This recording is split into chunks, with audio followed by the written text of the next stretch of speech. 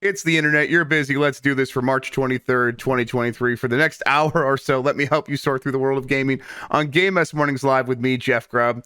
Today, Counter-Strike 2 is real, Fortnite is turning into Roblox, and Atari is trying to consolidate the industry. But first, please join me in welcoming today's co-host of Game S Mornings. It's Jan Ochoa, everybody. Jan, how are you doing? I think we should sell sanitation-like jumpsuits, limited time sanitation jumpsuits for Game S Mornings, just like we did hockey jerseys. Yes, I think it's only right. I think it's only right. I would love that. I want to do that. Let's make that happen. There we go. Bacalar, get on it. I don't know if Bacalar is the right person to get on it. You just yell things in his general direction, and usually things happen. That's kind of how I treat it. I don't follow up, but yeah. I got access to the GB store recently, and I wonder if I could just start adding things. Ooh, myself. Yeah. Like I could start selling my children's art on there. $2 million for this. I'd buy it. Yeah, there we go. Yes, yeah, this is how I'm funding my life from now on. Gotta feed the gimmicks. Yes, gotta feed the gimmicks. You know it, Jan. This is an abstract from the first gimmick. Yeah, absolutely. We got a lot to get into. So before we do, let's explain what we do here. Most weekdays, I, Jeff Grubb, will help piece your gaming life back together. That includes breaking news and maybe even some of our own original reporting. For all these topics, I'll get the input of a bona fide expert who will make me look smart. If you are watching live on Twitch, welcome. You can always listen to the show later on podcast feeds by searching for Game Mess Mornings or find the RSS on giantbomb.com. You can also catch the show later with chapters and timestamps on YouTube. Hello, YouTube. Okay, we have a lot to get into, so let's start the morning mess with Counter-Strike 2 is confirmed. It's coming summer 2023. Limited tests begin today. This comes from Jenny Zhang at GameStop.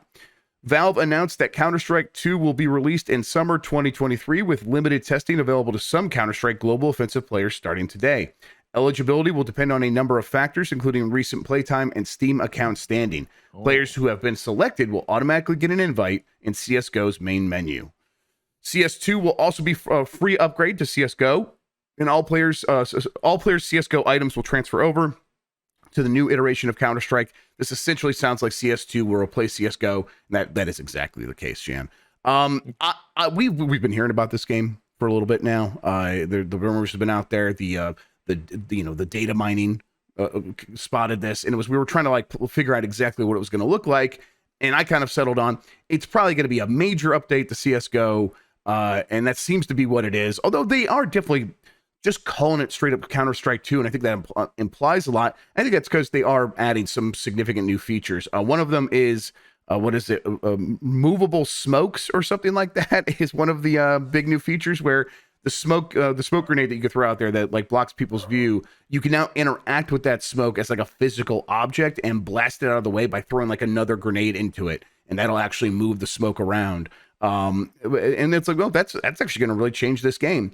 They've also done things like they have new versions of maps, but then they also still have the classic versions of maps. And those classic versions of maps will just have some very, very small changes.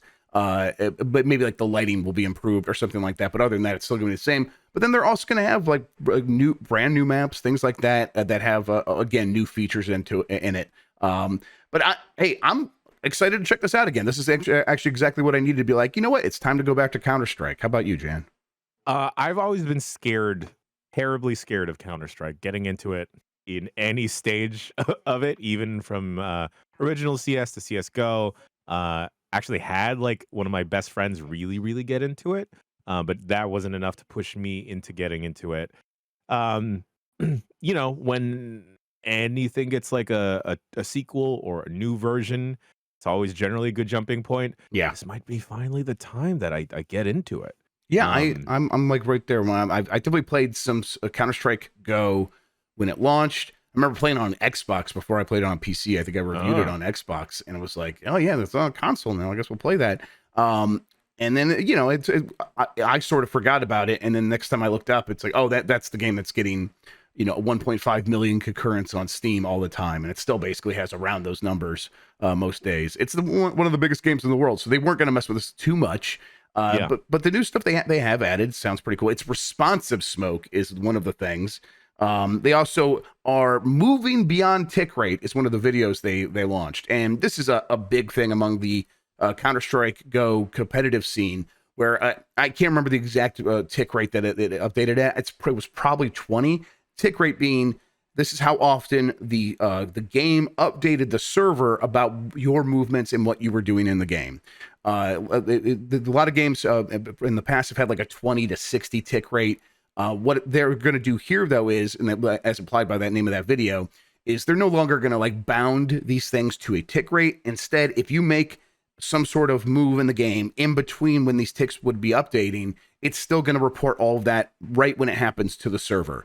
So it's like, okay, this should feel even better for people who would notice. And that's like, oh, who would notice? And for Counter-Strike, that's millions of people. Millions of people play this game competitively. Well, everyone be careful of getting fleas and ticks. That's just a general reminder. Exactly. I'm still pretty scared of ticks. They weren't a big thing in Colorado, and then we moved back here. And it's like, oh yeah, you could totally just go outside and get Lyme disease at any moment. It's like, damn, dude, Fun. I don't like that. That's like a scary thing. Grubb, yeah, I gotta ask you. I'm not super clued into like the CS community. At least my Twitter circles aren't. But my general consensus is that this seems like a warmer reception than when Overwatch 2 was announced. Yeah, and this kind of feels like a better approach to that. I think from the people that are tangentially into CS that they could get down with this, especially because it'll act as a free upgrade if you are already really deep into CS:GO. yeah, and it's, I mean, the Overwatch 2 update was, I can't remember how that worked now. I know that the PvE stuff eventually is going to come, and that's definitely not going to be free, but I think because everything got turned to Overwatch 2 for Overwatch 1, so it's like, Yeah. that must have been some sort of free update. And I'm like, I can't remember exactly how it went down, but yeah, either way, it's like what was happening with Overwatch was the vast majority of the community was like, hey, we got used to a certain cadence of new stuff, and that was the reason to check back in. And most of us aren't thinking about this as a competitive game. It is a game to play with friends. And Counter-Strike is slightly different in that, yeah, it's a game that most people were playing with friends, but they were playing with friends to be competitive. This game was an established sport in the same way that just like baseball is baseball, Counter-Strike is just Counter-Strike, and it did not need to improve or change all that much. In fact, people would for years, this goes back to Counter-Strike back when it originally was just a mod, as it would get improved and changed, or improved, people be like, no, the game we were playing was the game, so this new update is actually horseshit, we don't want it. And it was like that would happen over and over and over again. Eventually they like, okay, we're going to put out, Counter-Strike Source, and we're going to put out Counter-Strike Global Offensive, and we're just going to kind of maintain the status quo of this thing for a very long time. And the new novel stuff comes from players finding new ways to interact with one another. Now, so then when you have Counter-Strike Go, it's like, okay, well, the things we're doing that we're addressing are the very specific complaints that you have when you play this game. This tick rate thing is, it caused some headaches for people that really were able to take advantage of the capabilities that enables. If you are really good at the game, you could do things that bypass what the tick rate would expect you to do, and basically you would have an advantage in a lot of scenarios if you're really good at taking advantage of that. And so they're going to get rid of that. And I think again, I'm not super familiar with Counter-Strike, but it seems like for me, look from the outside when I watch gameplay, smoke grenades are just a huge part of the meta. And they just, every time a match starts, it's just going to be huge walls of smoke in the way all the time. And, this might be controversial, but it doesn't seem like it is, as far as I can tell. The ability to interact with those with the responsive smoke stuff seems like something that I think most people are like, oh, let's welcome that in here, because that'll create even more interesting strategies. But, we'll have to wait and see. This is the kind of thing where once this actually gets out in people's hands, if there are annoyances, they'll let Valve know. But the good news is Valve will almost certainly be able to respond to this, because this is their bread and butter. Dota 2 obviously also very, very popular, but Counter-Strike seems even more capable of withstanding the test of time than even Dota 2. So I think they will do everything to make sure that this game is in a good state. And the Source 2 stuff that they've moved the Source 2 engine, that's a big part of this. Not like that's some new engine that's been around for a long time, but they moved the Source 2. That means that should make it even easier for them to keep updates and to welcome in community content and stuff like that. But we'll see what that actually turns into. it seems like the thing that I've learned from this story and about CS players in general is that they indeed do want the smoke. They Okay. do want the smoke. They want that responsive smoke. Got it. Got it. Let's just the last couple things here. The community map makers will also be able to use Source 2, including a Source 2 item workshop available to try out during the limited testing period. So people will already be able to begin messing around with that stuff. Basically, if you want to try to get into this beta, it's worth just opening up CS:GO today and seeing what it says and seeing if it'll let you in there. I'm going to do exactly that at some point today. I hope they let you in. Thank you, Jan. Appreciate that. Always thinking about me. Atari has entered an agreement to acquire Nightdive Studios. This comes from Haley Williams at GameSpot. Atari has announced plans to acquire Nightdive Studios, the developer of the upcoming System Shock remake. The studio has built itself a reputation for strong retro remakes, with its other releases including Doom 64 and Quake re-releases. Nightdive CEO Stephen Kick shared the news on his Twitter, saying he is, quote, very proud to join forces with Atari to continue resurrecting the games we love. The Nightdive account also shared the announcement, calling the acquisition a big win for the studio. Yahoo Finance reports that the purchase price will consist of an initial $10 million payable in cash over the next 3 years based on future performance of Nightdive. Atari CEO and chairman Wade Rosen already owned a minority stake of 13% in Nightdive Studios. Atari making a big acquisition is just a weird thing to me, Jan, at this point, because Atari just feels like such this nebulous, weird thing that's like, well, I guess we'll put out this Atari VCS Android, or, it wasn't even Android, but like a little PC in a box that looks like an Atari VCS, and we'll see what that does. And it doesn't do much. We have the speaker hat. Okay, well, Atari Hotels. What are you talking about? And then we're acquiring Nightdive. Wait, what? What are you talking about? This is weird, right? I was gonna ask you, Atari. This is the hat company you're a big fan of, right? Oh yes, yeah, love that. And the hotel company that wish I the may hotels or may were not real. have points. Oh, okay, I don't have points then. Maybe I do have points at the maybe hotel. maybe you're the only one. Yeah, this seems weird. They have the money to do this, let alone 10 million to do this. Have they fooled enough people with the prospect of their hotel that they can go acquire Nightdive? Like, yeah, I mean, when it comes to acquisitions, it's like, are they pulling money on their bank? Are they just borrowing money? Is now a good time to be borrowing money to make acquisitions? I mean, who knows? That these companies know better than we do when it comes to their own finances, I suppose. But it does seem strange. It seems like the kind of thing that would have happened during the heyday of acquisition season, when everyone was going wild trying to be like, hey, inflation is coming. We got to act now before it gets like all our money's worth less and all these companies are worth more. And now we're like well past that point. Not that like acquisitions are going to fully go away or something. That they still make a lot of sense for a lot of these companies. It's just this one feels so odd. I mean, Nightdive Studios is really has a good strategy of just spotting older games that could really, and usually first person games, it seems to be like Power Slave Exhumed, one that I hadn't really heard of until Nightdive Studios did a remake of it. And then it's like, oh no, this was a classic that I just never heard of. And it's got this great vibe, and they really made it feel timeless. And I'm like, yeah, okay, I want to do that. And it's like, okay, that's a good strategy that they could do for a very long time, because it turns out there's a lot of those games. So I think what like if Atari is maybe veering back towards let's publish and make games, and they've definitely been putting out Atari games recently. There's been a lot of those like recharged versions of older Atari games. They did the Yar's Revenge, which was pretty good, and there's a handful of other ones they've done recently. And Atari 50 was really good. And maybe they're just like spotting. It's like, hey, actually putting out games makes sense. For one, I think a lot of companies like Atari, and maybe this applies to Embracer, but Embracer obviously being a much bigger situation than what Atari is now.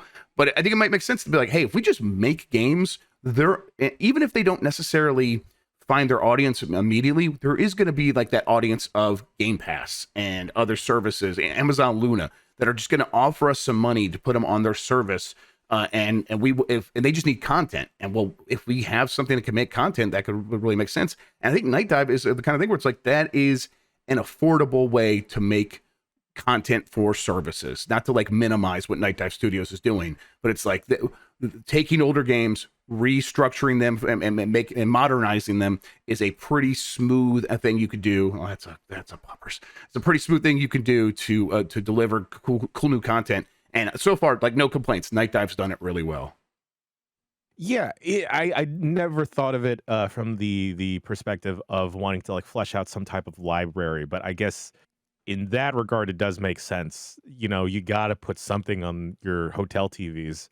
You don't want to pay the rights to anyone else to get the games on the TVs. Doom Just make the 64 games on yourself. every TV. Give that to me. Yes. Please. Oh man, that's fun. Man, I I'll tell you what. Of all the things the pandemic took away from us, the worst thing was, well, the millions of people, but of course, but then Atari hotels. Close second. Close second. Close second. Close second. I'm sorry, everybody. I just Atari. I think about Atari hotels all the time, and I'm like, man, I just really wanted to go to one of those and see what it was like. Everywhere's first details revealed, along with former GTA boss's secret second AAA game. This comes from Chris Scullion at VGC. Build a Rocket Boy, the studio helmed by former Grand Theft Auto boss Leslie Benzies, give me the Benz, has revealed the first information about its game Everywhere and its secret second AAA title. Everywhere, which will be released later this year on PC with console versions to follow, is billed as a new platform that offers a world of endless possibilities, where you could be whomever you choose and forge your own path. As well as Everywhere, however, Build a Rocket Boy has revealed that it's also working on a completely new game titled Mind's Eye. Build a Rocket Boy described Mind's Eye as a, here we go, high-octane, AAA, story-driven action-adventure game set in a world of futuristic corporations, conspiracy theories, and sinister new technologies. That sounds like a video game right there, Jan. I don't know about you. Yeah. Here's the weird part. Mind's Eye will be exclusively available within Everywhere, as opposed to being released as a standalone product. Despite this, Build a Rocket Boy stresses that Mind's Eye and Everywhere are two distinct AAA products. I don't get it, Jan. How does that work? I don't think you can have two distinct things if the one thing is inside the other thing. That's just one thing, Grubb. That's one thing. In my mind's eye, that's usually one thing. I don't get. There is a little bit here of like in-game footage. I'll bring that up for everybody real quick. Again, it looks like a video game. Honestly, it looks like Detroit Become Human a little bit. I don't think that's what they're making. Okay. I'm sorry, but like I'm like trying to actually like figure out like how this works. But I mean, they say okay, Everywhere will be a platform, right? I guess it'll be the kind of thing like they were trying to do with Titanfall Legends, where it was going to be like, okay, we'll put Titanfall Legends inside Apex Legends, and Apex Legends is going to grow into this bigger platform and all this stuff. When you're like kicking a new studio off the ground and you're trying to establish this new game, that feels like the kind of thing that can confuse the messaging enough that I don't know if it's like a good idea. But also, this is the guy that did Grand Theft Auto Online. He has a lot of confidence for a reason. I mean, especially in the phase like when he was doing GTA Online, it was an afterthought for the rest of the team at Rockstar for the most part. And he was like, no, I think we'll figure this out. And then next thing they know, this is the moneymaker for Rockstar, and everyone's working on that. And he felt like he didn't get his credit, so he's going to try to do it again. We'll see. I mean, how does Everywhere sound to you, though, Jan? Again, this is a new platform that offers a world of endless possibilities where you could be whomever you choose and forge your own path. What does that mean to you? I don't even know, because is this supposed to be some type of social hub? And I know that there's servers on GTA Online where people are like role playing and kind of treating it like a social hub, but I feel like this is a very difficult first thing to jump out of a gate, especially and label it as a AAA. And you talked about the messaging being confusing. I'm confused on the messaging as is, and I'm also reading this list that you've prepared. I'm like, I don't know what's going on. I don't know how any of this works. It's one of those things of like, okay, cool, maybe I'll wait till it eventually comes out, but again, when it eventually comes out, I'm still not sure what I'm supposed to be looking for. Is everyone just trying to Roblox? I mean, that's not a bad comparison. I think everyone might be trying to Roblox. I mean, if this shifts to be like, we put out a game inside this platform, and now here's some tools you could do the same. That wouldn't surprise me at all, because there is clearly a lot of money in that. I mean, when Roblox went public, they immediately became more valuable than a lot of big publishers. So yeah, I think that, and I think a lot of these people believe that UGC, user generated content, is the future in terms of a business model that can be sustainable long term. I'll try to like. There is a little bit more details about Everywhere. It says Everywhere will be in the hands of players this year. The game consists of a central social hub called Utropia, along with a number of biomes located around it. Inside Utropia, players can access different districts, each providing different gameplay and creation options. The combat district lets players take part in third-person action stages, while the racing district lets them take place on races against other players. It's, it sounds like Roblox. It does. It sounds like Roblox. I mean, hey, I've always loved the prospect of a game like Little Big Planet or Dreams. Maybe if Everywhere is a game that really hits with everyone, or like the bigger general audience outside of Roblox, I guess, then maybe we could get some cool stuff from it. Yeah.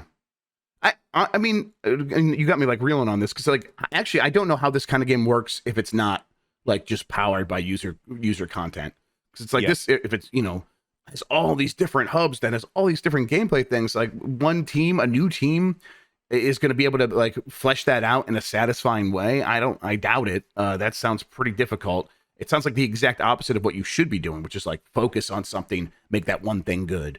And that's not what they're doing here at all. They're not even just focusing on the thing that's supposed to be everything. They got another game inside of it. It's so not to be skeptical. It's just I'm like, sure. My limited brain can only fathom so much here, and I'm like, I guess I'm going to have to see it for myself. Are they making the second game with the tools that everyone else will have available to them? I don't think so. Yeah, I mean, they will probably be using the more advanced versions of those tools. Right, they take down the advanced setting like in exactly. OBS. The OBS advanced setting, exactly. But I mean, the idea would probably be that when they do hand tools over to, I mean, this is what we'll get to the story here in a second with Fortnite, right? But Fortnite's like basically just like, here's Unreal. Like there's just Unreal. So they probably are like, well, they're using similar tools, more powerful versions, but the stuff they might hand over to players will probably be pretty similar, I think, in the end. I mean, I think the Roblox tools have gotten very, very advanced, but the question is, and this will be the question we get to when we get to Fortnite, and the ongoing question of Roblox: what's that revenue split look like, honey? Well, yeah.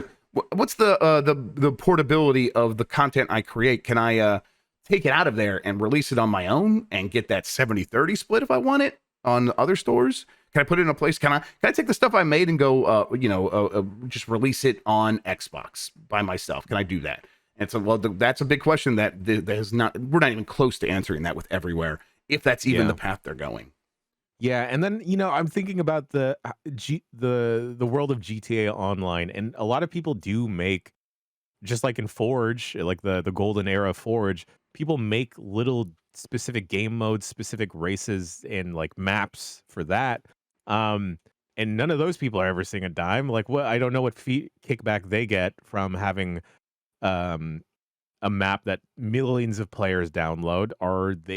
Is there any plan for a revenue split? Yeah, it's right. There could be none. We'll see. Although it does seem like the industry is moving in that direction of offering something, peanuts, but offering something. So I mean, we'll see what they end up deciding here. I think if they think they can be the replacement for GTA Online, and one way of doing that is to make sure that the content is endless and varied, and it's basically Roblox. I think they realize they probably have to give some money to those creators, because that otherwise, why wouldn't those kinds of creators just go to Roblox or now Fortnite? And again, we'll get to that story here after this one. Lego 2K Drive is the Mario Kart Burnout Paradise Lego mashup I never knew I wanted. This comes from Steve Watts at GameSpot. We talked a little bit about this yesterday, that this game was confirmed, but now there's more details, and I'm very excited about this game now, Jan. Lego video games have seen a resurgence recently after years of being associated most closely with successful but often very similar platformers from TT Games. The last few years have given us the minimalist Lego A Builder's Journey. It's a good one. The ambitious Lego Star Wars The Skywalker Saga, and Lego Brick Tales. It's in that environment that we're getting Lego 2K Drive, a striking combination of influences as diverse as Mario Kart and Burnout Paradise that uses the Lego license to add both humor and smart gameplay application Best of all, it's an absolute blast to play, and that's been the sort of consensus among many of the previews that we've seen that all dropped this morning a little bit ago. I got let's see, another trailer here that actually, again, I just think looks so much fun. So basically what's happening in this game is it has Mario Kart like races. You're going to get in the race, and it looks like it might have power sliding, but you definitely get power-ups, and you're able to shoot your enemies and things like that in a way that you can't necessarily do in like a Burnout game.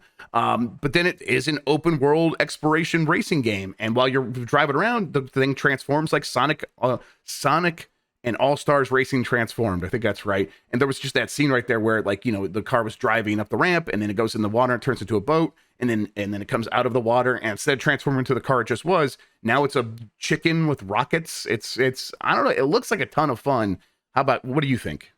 I don't know why I was doubting this when we brought this up on the Bombcast. You mentioned all those other Lego games, and then I thought, like, yeah, no, Lego, that's Lego game that made me sad. That was great. Lego Skywalker Saga, that was also really good. Who let them make good Lego games again? I don't know. And why are we letting them get away with this? Someone should do something. I'll see what we can do. Hey, give me a code, Lego, and I'll get to the bottom of this. It looks like a ton of fun. Like we're in like the spooky setting with like all the zombies and stuff. Oh no! And you this looks fun. It looks like they have the option to like build your cars and things like that. But I don't know. I'm super into this. You know, folks were making jokes that you said a Mad Lib of a sentence when you introduced the story. Could there possibly be like a nuts and bolts element to this too? It seems like there might be. There's like a very quick example of them building the cars. I'll see if I can find it. But there was another bit in this trailer where it looked like rockets were kind of propelling a car up, not like a boost style, but like vertically. Yeah, right. In the same way that you could put the rockets however you want on a nuts and bolts car to like make it hover or whatever. Yeah. I'm trying to spot it, but I mean, I don't. Either way, it looks. So it's like the Burnout Paradise exploration, like drive through sign stuff, but with a bunch of wacky Lego things, and I think that is a very fine idea, and I'm ready for it. I'm trying to see when they said this game is coming. I'm not sure if they have a date or anything like that, but I also might not have included. I think it's coming relatively soon, though. Actually, you know what? Oh, coming May 19th. There we go. Right there. It says it right there on the thing. So, May is getting packed. There's a lot of games coming in May. May 19th Why are they for this. doing this? Okay. Just wait a bit. Man, I'm ready. Let's go. This could be the game I'm playing in May. I don't care what else is coming. Oh, wait. Zelda's coming then? My bad. Oh, man. Okay, everyone else handles Zelda. I guess I'll go play this cool Lego game. Guess if you have to. All right. Let's get to that Fortnite story. Unreal Editor for Fortnite is launching in beta today. This comes from Marie Delisandri at gamesindustry.biz. At GDC 2023 today, Epic Games unveiled details about its Unreal Editor for Fortnite, Unreal Engine 5.2 procedural tools, and more. During the State of Unreal event at the Blue Shield of California Theater, Executive Vice President Sax Person announced that Epic's Unreal Editor for Fortnite will be launching in public beta today, with the aim to combine the power of Unreal Engine to the scale of the Fortnite audience. Person described it as being one step closer to a connected metaverse, with the aim to move the industry forward. UEFN, which is Unreal Engine for Fortnite, that's how they say it, UFN, will allow for cross-play collaboration with the demo video of showing players on PS5 and PC building and playing together. A new creator portal is also launching today. Person said that the final goal is full interoperability between Unreal Engine and UFN. UFN will be supported by new programming language Verse. UFN's economy is called Creator Economy 2.0, and will see Epic share 40% of Fortnite's net revenues to developers creating in the title. The amount will be proportional to engagement, with the money coming from Fortnite's item shop and real money Fortnite purchases. Person said it will take into account popularity, engagement, retention, and new players. Tim Sweeney described the announcement as a milestone for Epic's unified vision of the metaverse, adding that a revolution is happening right now. He added that metaverse has to be open, and it can't be another walled garden. So speaking, to that end, that is where it's like you actually can take the things that you build with Unreal Engine for Fortnite and then you can basically, my understanding is, and I'm no developer, and I'm not even someone that creates this kind of stuff in games like this, but you would be able to then take that into proper Unreal and then just export it as your own game, and then you could just sell that game. That's pretty cool. That sounds really, really neat. And especially, I actually don't know what the common age for creators in Roblox, and I hate to constantly keep bringing up Roblox, but this is exactly what it is. Um, It is. I wonder what the average age is of Roblox creators, whether they're like people within the target audience of like, teens and Yes. tweens. So I used to write about Roblox a lot at GameSpeed, but before it was like this really big thing, and before it went public and all this stuff. Yeah. And they were like, yeah, like our creators are mostly teenagers, and they were like players, and they're and they're making $10,000 a month. And I'm like, damn, okay. And obviously there was more to that story in terms of like the actual Sure. revenue split and how unfair it really is. But it was like the idea was like, oh, these kids are like already building their careers, and they are really just kids. Now that has definitely begun to shift in recent years, where professional developers have been like, wait, we can make a lot of money just going and taking our abilities to create stuff and going in Roblox and making things. And now there are definitely just professional studios that make Roblox games. And so I bet that average age, that median age, has moved up quite significantly. Definitely. But there are still a lot of creators who are just teenagers working in Roblox. And I think that's part of this. I think like you kind of like you spotted a little bit of like what's happening is Unreal Engine is really the thing for Fortnite, obviously a massive money maker, but it's like the thing that Epic really wants to make sure has a future is Unreal Engine, because in the long run, you always make more money making guitars and selling them than making music and selling that. So it's like they want to be the company that makes the guitar and that other people use to make the music, and so they have to make sure Unreal Engine is the engine of the future. And one way you do that is by hooking them while they're young, by making it an option to create stuff in Fortnite using Unreal Engine. It's that's definitely the insidious take, I guess. I'm missing the word there, but it's definitely the thing where it's like, yeah, that's what's happening. But also this it creates a lot of opportunities.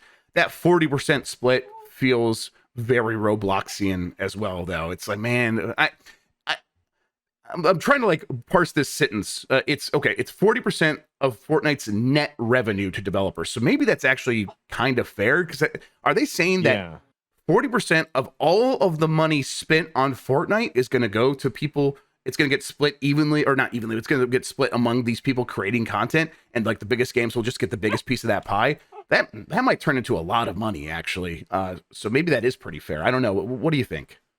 I think it's neat that kids, I mean, I know it's not going to be just children. Will you calm down? Oh, puppy. It's not going to be just children checking out and experimenting with these tools, but I mean, I do think it's an entertaining aspect to think that kids that are at all curious about video game development, just because there's not a lot of material as to what it's like until you get in the industry, for them to dip their toes in and potentially make something and be able to export that out into something else. This sounds like a better story that's going on than what we just talked about with Everywhere. And I was browsing through the TikTok recently, and I thought I saw a Call of Duty clip, and I thought it was weird that Call of Duty wound up on my algorithm. But and then I noticed, wait, that's Master Chief. Master Chief just shot Goku. Wait, what? This is just Fortnite. Yep. And I think it's just folks just messing with these Unreal tools to make something more Call of Duty like in Fortnite. And I don't know, we could easily skid and fall into the dystopian future that Fortnite has taken over everything and is just stealing everything. But I kind of like the silver lining of people may be able to get familiar with these Unreal tools and be able to make something really, really neat that they could spin off into their own thing in the future. Additionally, I think you brought this up on a Game S Mornings a couple weeks, if not months ago, that who else is Epic going to try and ape, because there's no one else in the battle royale sphere, right? Like Apex, sure, PUBG, sure, whoever else may come up and go whatever, right? But they're definitely looking at extraction shooters now and stuff like that. Yes. Yes, they have to be looking at other bigger platforms now. Like their competition has just like gone up, and now Right. they're aiming at everyone else. Of like, you know what? Other game devs. That's who we're gonna copy. Yeah, yeah, and it's like being very good at being able to look around at what's successful and then just stealing that and putting it in your game is something Epic is clearly very good at. It has Yeah. served them very well. But yeah, they are eventually going to hit a wall where it's like they've taken from everybody, and that by taking from everybody and getting bigger and bigger and bigger, they've left less room in the space for new things to pop up for them to steal from, and it's like Yeah. this catch-22. So it's like, what is the answer there? Well, why not use the power of the community creator, and you don't even have to steal it because they're just giving it to you. They're just going to give it to you in your own game, and you own a piece of it because it's in your own game. And I mean, again, cynical was the word I was looking for earlier. Cynical. I mean, I think it's fair to be cynical of this because it is a cynical thing that they're doing. I think Yeah. I think Fortnite from the very beginning, a very cynical game. Sure. They've worked really hard, I think, to give them some credit to be like, okay, and when we I think deep down they know it's a cynical thing that they've done, and so when they're like, okay, well, we're going to split our revenue, we're going to do a better revenue split when we have our Epic Game Store, so we're going to do 1288 instead of 70/30 like Steam does and everyone else does.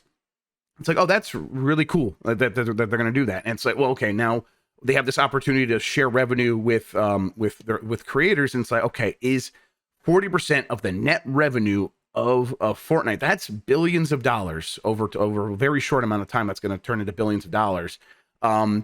Is that setting a pretty good precedent? I don't know. I'd have to look into it more, but that feels right. That feels like quite a lot of money for people that are going to be creating things. I guess it depends on how many are actually creating it.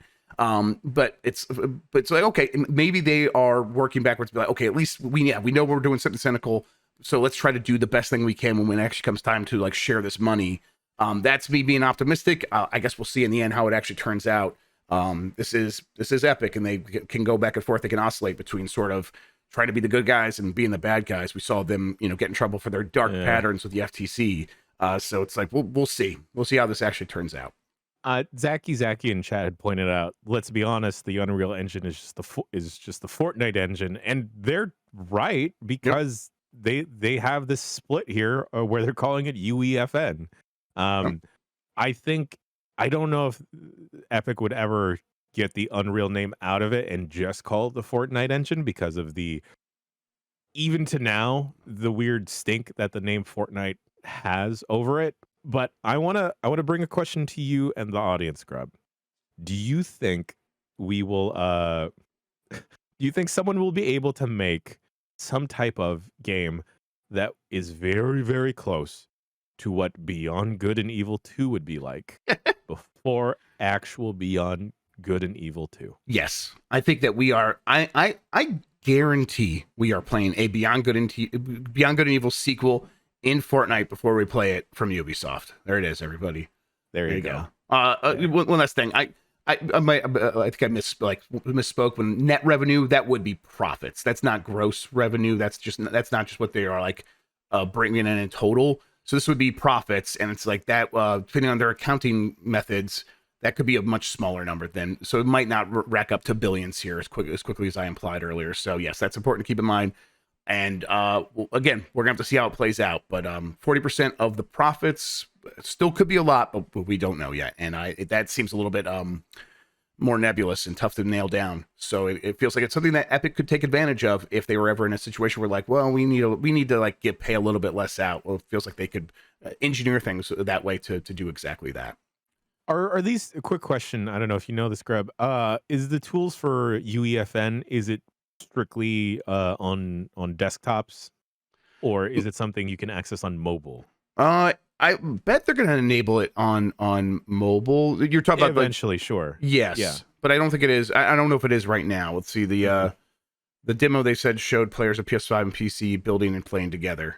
And if it's on console, I mean, it's only a matter of time then. Yeah. I think so. I think they know it would make a lot of sense to just put it on mobile eventually. Dude, I can't wait. And I know folks may think this is a stupid idea, but I can't wait for there to be just a group of kids hanging out in a room and just making an idea and then testing it out in the same room like an hour later and just making a sick mode that they want to play, that like they can share, and eventually it could potentially blow up. I just love that idea. Yeah, me too. I think it's it is kind of the future, whether we figure out the business side of things or the fair compensation side of things or not. That is going to be kind of that's really what the metaverse promise is. It's like, just, we want to be the big corporation that makes the tools and everyone else makes the stuff. And so, but Yes, folks, I love child labor. children want to express themselves, and if they do something cool that makes money, they should be paid. And I realize I just described a game jam, but for, kids that aren't super familiar with the tools. Right, but a game jam that you could, like, again, we don't know about how these tools are going to work, but a game jam that a bunch of kids could do on the Chromebooks that they get at school or something like that. Like, maybe it has to be over the cloud, but yeah, I mean, if it's that accessible, that it just becomes a part of like normal kids hanging out, or even like part of normal education, that's promising. Trying to look at the bright side here, everybody. Okay, all right. Here's my get rich quick or very slowly scheme. All right. Lay it on me. I'm gonna go become a teacher. All right, my partner's already doing it. I'll just like photocopy That's her where the diploma. money is. Yep. Right.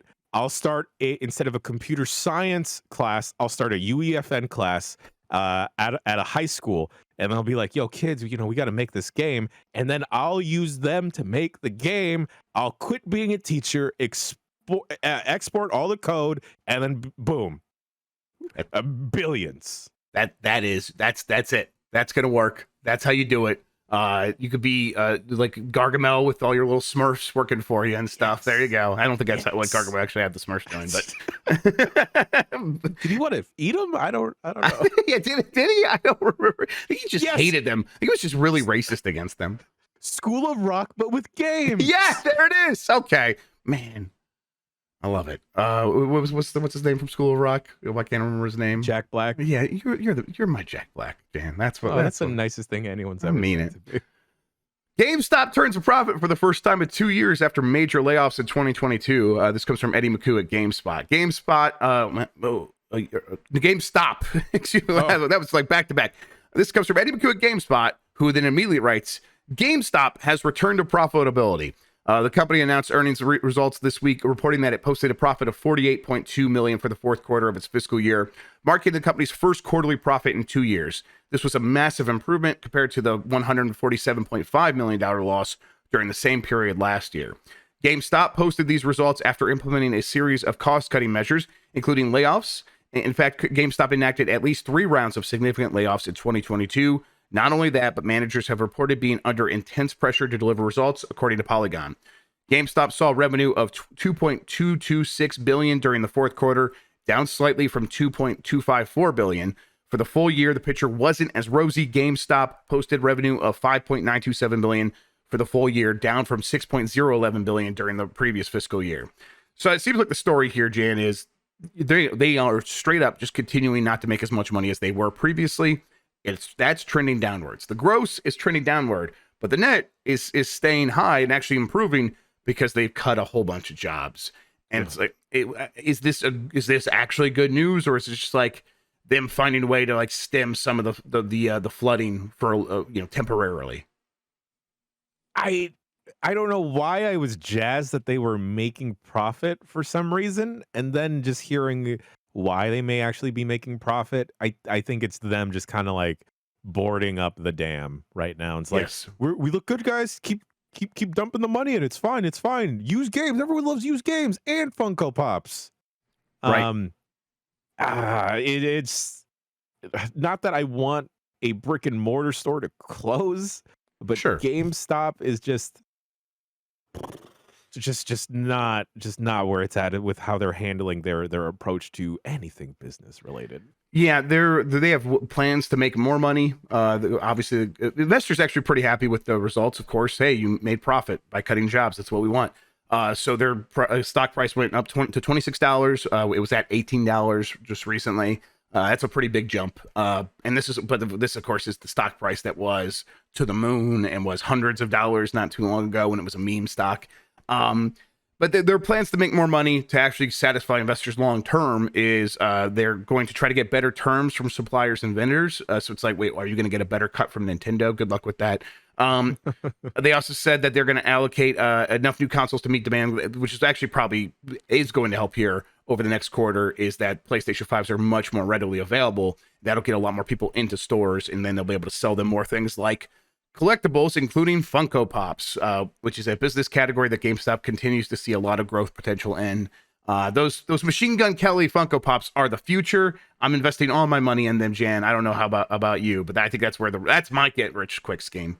There, my local GameStop that used to be a Funko Land. I pass by it every now and then, and it's upsetting. And I understand that that's where some stores have to go, but I've seen it go from like, hey, we sell all these cool games. All right, now we got a bunch of magazines. Now we got the one magazine. Here's a bunch of used games. Now here's just a bunch of like shit. Yep. Just stuff. Here's like, a bunch of consumer plastics that have been molded into something that you have a vague affinity for. Yeah. It's, I mean, I like tchotchkes. I like things, but it's this, I don't know. I have no urge to go into my GameStop anymore. I go past it and I'm like, I am good. I'm probably never going to go into one again. And good. I mean, good luck doing all this work on stuff. Maybe this will get a different audience than I am. But yeah, it just feels like they are prolonging the inevitable, as everyone seems to understand that this is inevitable, that what's going to happen to GameStop. Sony was Metacritic's highest rated publisher in 2022. I got the top 10 list here. Metacritic does this every year. This is the 13th year they've done it. Sony was number one with an average Metacritic score of 85.6. Last year it was number two. So consistent as always. Paradox Interactive was number two, 81.6. Activision Blizzard was number three at 76.5. Focus Entertainment was number four, then Take-Two, Capcom, Sega, Annapurna Interactive, Humble Games, and then Devolver Digital. They don't exactly just, if you got the highest average Metacritic score, you're going to go here. They also take into account how many games you released and sort of your ability to stay consistent. Noticeably absent, Nintendo and Xbox. I think Xbox didn't put out a lot, right? So they were going to have a hard time getting on this list.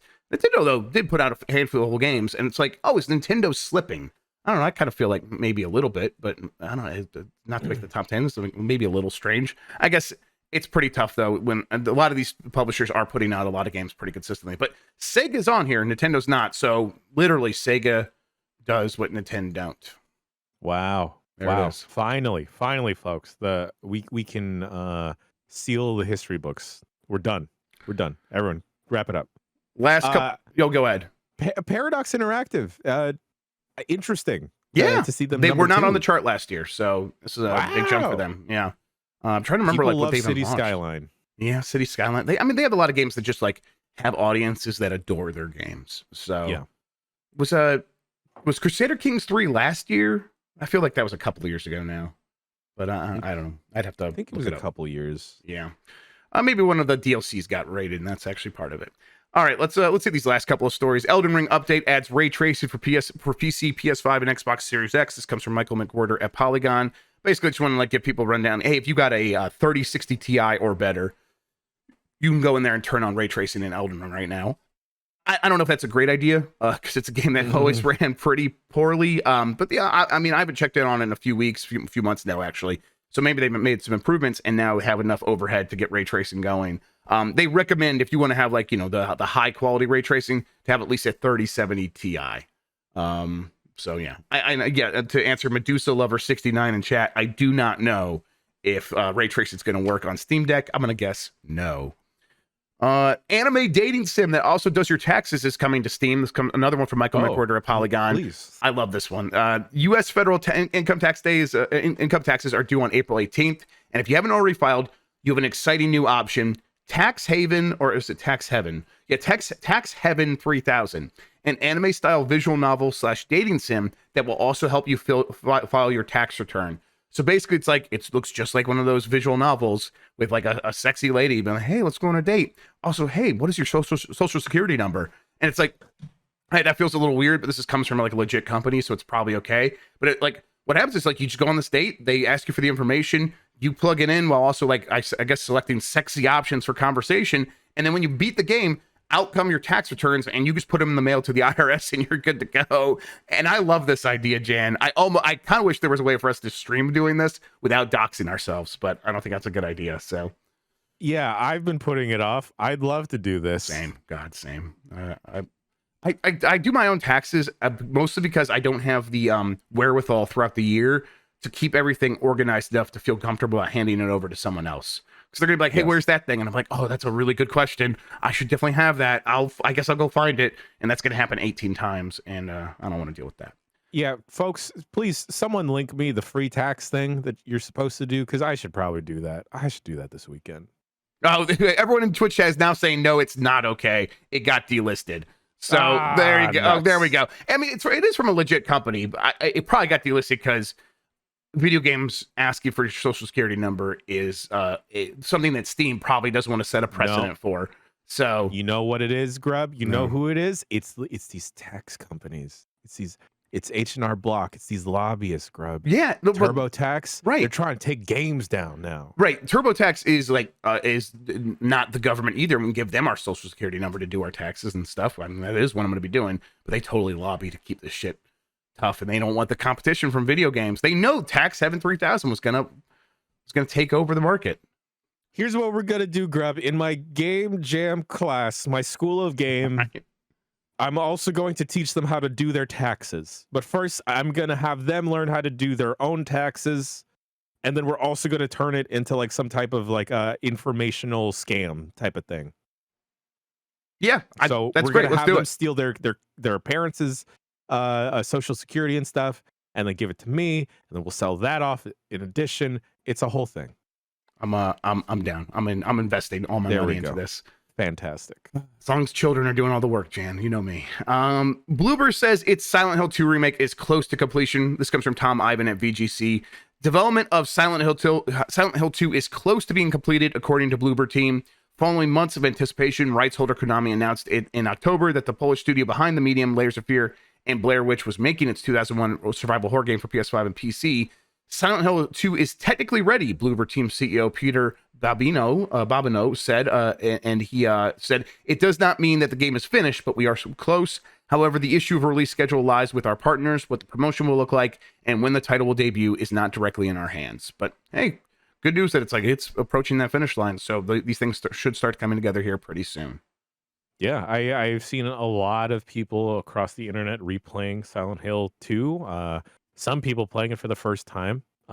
So hopefully it's good. Yeah, I'm hopeful. I'm too. hopeful. Absolutely. All right, I got the poll from. Yeah, hit me up. One last story, Grubb. This comes please. from Polygon. Someone linked this to me in chat. This comes from Polygon from Michael McWhorter. I think I brought this up, and I think we're materializing stuff, folks. I think we're manifesting things because a AAA studio is going to take the Last Ronin graphic novel from the Teenage Mutant Ninja Turtle series and try and make a God of War-esque game, a AAA game. Whoa, that sounds awesome. sick. For folks that don't know, I think The Last Ronin is probably the best TMNT story to come out. Only one of the turtles is still alive, and that one turtle has all the weapons. It's fucked up and it's sad. That sounds awesome. So wait, what? Who's making this? I didn't see it. Let me in take a look the here. Okay, I see it here.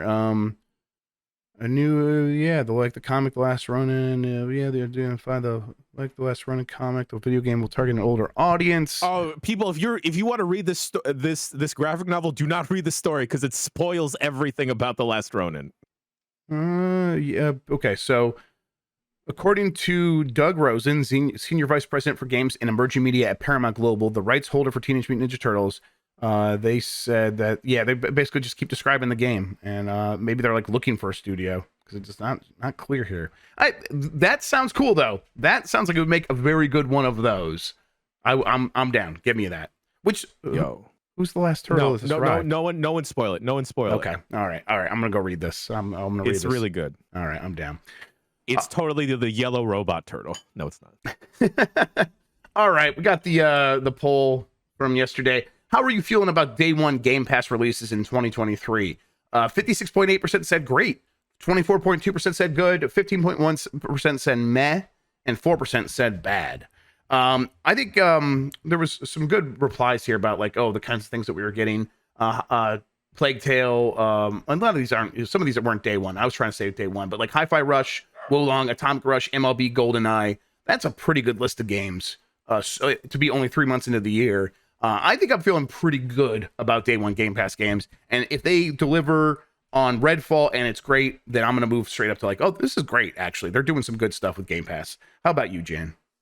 It's just funny seeing the word Lies of P again and just seeing Lies of P circulate. So, hey, if Game Pass wants to give me the P, let's go. Okay. Give us the P, Game Pass. You know we need it. I pay a lot of money for you each month. You better give me the P. All right. I have a new poll that I'm going to put up. In the meantime, though, Jan, why don't you tell people what's happening on Giant Bomb? In fact, why don't you tell them what's happening immediately after this? Any minute now, in fact. What's happening immediately after this is Dan Reichert is going to continue playing through Sonic 06. Blight Club continues. He's maybe close to the end, but maybe he's not. Maybe something will stall his progress. He's got at least 2 episodes left, definitely. Although I'm almost excited for him to finish because then we get to Mitch Tokoto playing his game and oh yeah, find out. I cannot wait. Mitch is already preemptively popping in here. This show isn't even done yet. Yeah, you could. Mitch, you can't bill us for this one. 1 second, 2 seconds, 3 seconds. Oh, it just keeps clocking up. This motherfucker. After that, way later on today, we have another episode of the voicemail. We're hanging out. Well, there it is. This show isn't done yet. Mitch came in. I was jealous. I love this. It was an accident. I accidentally clicked on the thing and it put me in. I was like, oh no, I'm here early. Oh, he fucked up. I don't want to fuck up like Mitch. Oh, you Damn both it. did fucky wuckies. No, I blame Mitch for this. You should. It's my fault. Yesterday, we also had another It's a episode bad of podcast, Grubber Legs bad Punch show, Out. bad website. Wait, I'm here too. Yeah. Fuck. Wait, what is this? Yeah. What the fuck is this? Oh boy. Let's go. We're partying. Doing it too. I don't even understand this. And we got a town hall tomorrow. If you're a premium member, it's like a Discord Q&A. Hang out. Yeah, hang on, I'm ask gonna questions. heckle it. Well, I'm gonna cool. Statler and Waldorf that shit. There we go. Cool. We'll ban you. Which one are you, Mitch? Are you Waldorf or Statler? Or are you both? Or you could mix both of their names because that's creative and cool. Yeah, there you go. I'm Walter. Wait, that's not very exciting. No, that's dumb. Statdorf. Statdorf. Statdorf's good. That's like Ganondorf's like nerdy loser cousin. Yeah, I think that's Tokoto, actually. that's right. Yeah. All right, new poll. Have you ever played Counter Strike? I just want to see. I want to see how many people play Counter Strike. I tried. Then you're a yes. That's You a yes. reviewed the game though. I played Counter Strike. Man, already 250 votes. Well, and you it's can already vote like in the 40% saying vote in the no. poll. All right. Okay. New show tomorrow. I got to find a guest host because we got some busy people at GDC still and all that stuff, but we'll figure it out. Until then, Jan, thank you so much for spending today talking with me about video games. Ignore these hobos that are with us. Yeah, squatters' rights here. You know? Hobo's underused. Yeah, I know. I'm bringing it back. And Awesome. thank you, everybody, for watching. You're the best audience in gaming. Until next time, have a good one. Take care of yourself and goodbye. And as we all say here in unison, play more video games. Yay! What? I'm a hobo.